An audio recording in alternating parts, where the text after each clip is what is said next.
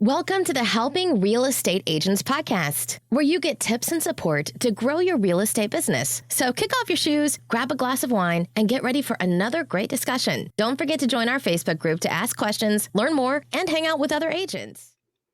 Hello, everyone. This is Tanya Eldert with the Helping Real Estate Agent podcast. And today we're going to talk about a subject I am very passionate about, working with sellers. See, I started my real estate career through my marketing agency about 17 years ago. I was hired by several agents in my area to get them on the internet, get their websites ranked first on Google, and help them market their $1 million listings. Now, coming from a marketing background, I used to have a plan for everything that I sold. And I was stunned when I started working with agents who thought that it was okay just to throw it up on the MLS and it would sell. Of course, the agents that I worked with at least thought, let's hire a marketing agency to give us a hand. So they were a bit smarter than most. But this is how I fell in love with helping agents and marketing houses. Fast forward to my career now of being in real estate, and I've learned a lot over the past 17 years. If you've ever been to one of my trainings for new agents or working with buyers, you'll know that one of the first things I teach is that buyers don't buy real estate agents, they buy houses. So the seller equivalent of that is sellers are looking for agents who have solutions and somebody that they can connect with. Now, the connection thing is a whole different episode. In fact, I'm looking at it possibly becoming a book or a full course. So we're going to focus on talking about the solutions. You need to be able to get in front of a seller, and I know that can be difficult. And you at least have to have a conversation to really convey this properly. But once you can, I can assure you that the following question that is playing in the back of their mind is, why should I hire you? So obviously, you're going to have to use your time to create a connection so that you can figure out what it is they need to be able to answer that question for them. But in the meantime, if you can't focus on their specific needs, you have to be able to generalize about the important things that you can help with. So, 3 things that you really need to do to add value to any seller is 1, have a real personalized marketing plan for the seller.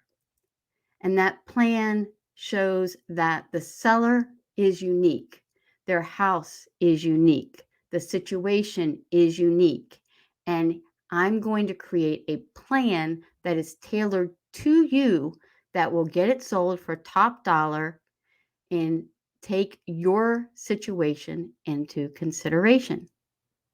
So, this is not a generic listing presentation.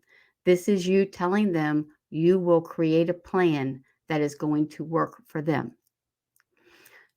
Number 2 that you need to let the seller know is that I've got a team of professionals that is going to get you from A to Z through this transaction. Do not be the agent who thinks that they are a professional at everything and that they work alone and everything is on their shoulders. Honestly, that isn't that appealing if there's a lot to do.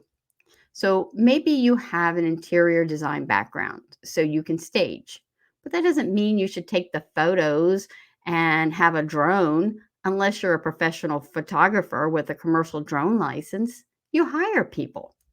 I mean, that's one reason I launched Paid at Close, because I was tired of hearing agents make excuses that they couldn't hire for professional marketing because they didn't have the money. So we pay for it up front and they pay us back at close. In addition to the photography, you might also have a team of schedulers who work with the buyer's agents and your sellers to schedule the showing appointments or the inspections. You could have a listing coordinator or a transaction coordinator Many of these people are paid at close. Your title company. I only work with title companies that'll run the search as soon as I take the listing, not when it goes under contract, because I am well aware that there could be a ton of issues and I want to figure them out and get them fixed before it goes under contract. If you need a company, Cloud Title will do that for you. Other vendors that you might need to be on your team are the sign installers, the clean out crew, somebody to do light handiwork, a locksmith. I mean, the fact is, you never know what problems you're going to run into with a listing, and you need to have people who know what they're doing. And, not to every little detail, but the sellers are going to want to know that you are prepared. I know an agent who will have appraisals done before it goes under contract. You can also look at having inspections done before you put the listing up. I mean, there's a lot of things that you could do to help that seller. But the last and the most important thing is that you let the seller know, number 3, that I've got your needs in mind and I have a plan and I have the people here to help you. And you need to convey that by listening more than you speak and then suggesting solutions to their problem. Let's suppose you have someone who has to move out of state. They have to put their house on the market and they've already moved. Well, great. You and I know that it's much easier to show a house when there's nobody living in it. But from a seller's point of view, they're leaving their old home, which is worth hundreds of thousands of dollars, and it's empty. No one is watching it, and a bunch of strangers are tromping through it. I mean, one of the things I used to offer is a vacant home check-in. In other words, a licensed agent on my team would pop in at the end of a busy day of showings and make sure that everything was locked up, check all the windows, lights turned off, temperature correct, and the toilets flushed. It relieved the sellers to know that we had their back. We'd also communicate with them that everything looked okay and it was a great day of showings.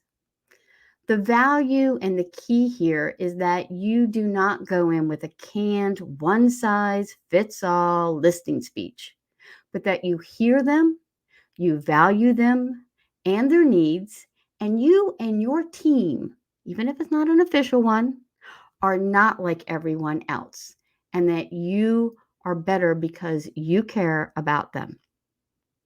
I hope that that was helpful, and I look forward to next week's podcast. Thank you and have a wonderful day.